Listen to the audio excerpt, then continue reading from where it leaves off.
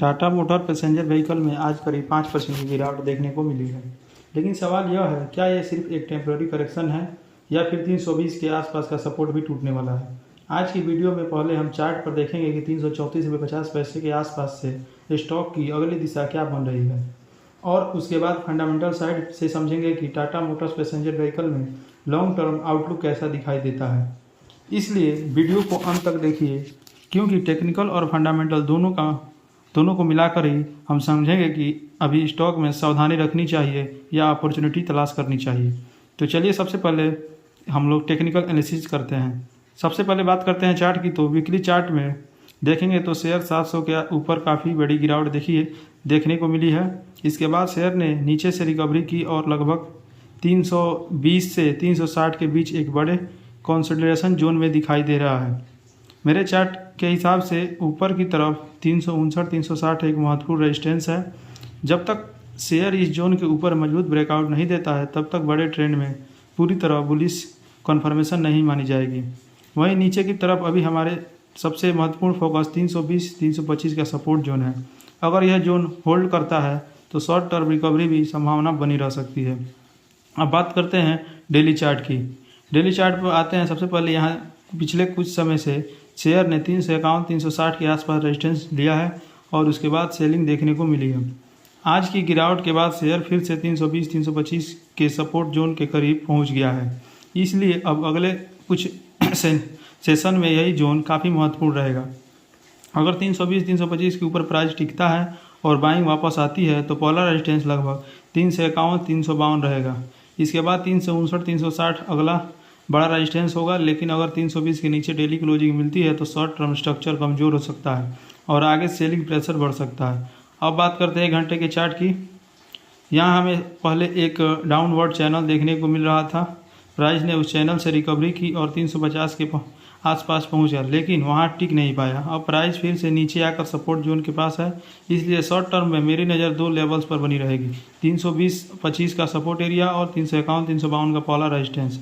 अगर 352 के ऊपर मजबूत ब्रेकआउट और सस्टेन मिलता है तो अगला बड़ा लेवल 359-360 हो सकता है। लेकिन अगर 320 डिसेबल टूटता है तो तेज़ी की उम्मीद कमज़ोर हो जाएगी।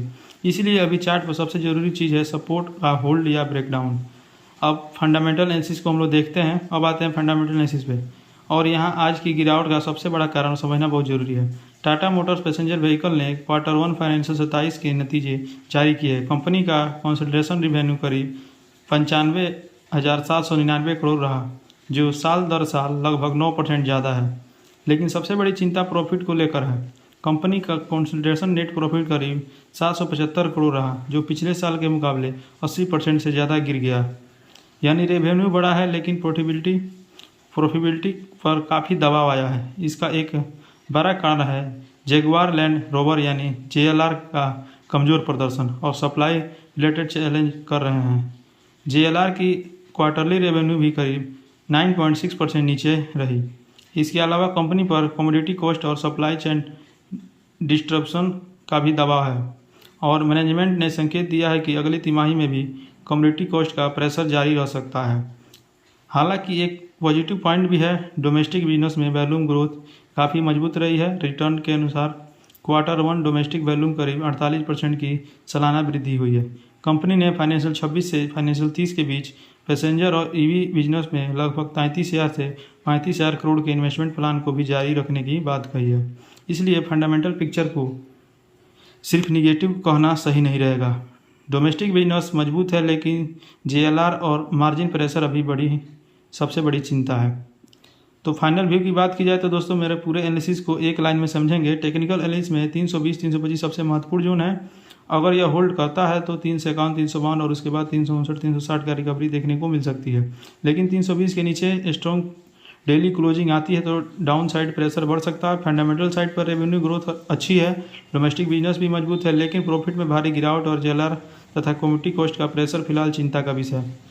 इसलिए मेरे हिसाब से अभी कन्फर्मेशन के बिना जल्दीबाजी में बाई करने से बचना बेहतर है। यह वीडियो केवल एजुकेशनल पर्पज के लिए है, इसे निवेश की सलाह ना समझें।